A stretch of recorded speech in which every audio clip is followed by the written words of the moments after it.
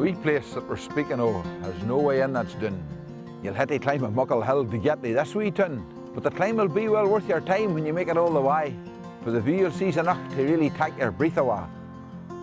You see, we have the Mourne Mountains east of our wee town, with a view of Spelga, Burna, Cockenhen and through to Dome. And the fishing isn't bad about this braw wee scenic place.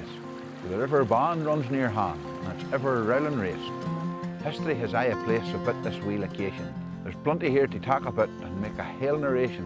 Captain Moonlight comes for here and to Australia went. The story of this bush ranger is yin that should be kent. And then there's Catherine Schubert, who left this Mourne art and went into the world to play a gay important part.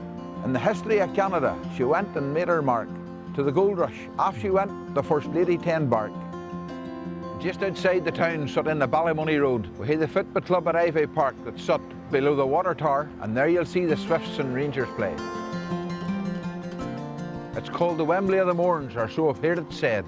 So how you guess the name of this wee town where I was reared? I've given away a wheen of clues, it's all been screefed here. This wee place I've screefed on the south of County Down. It's called the City on the Hill. It's called Rathfriland.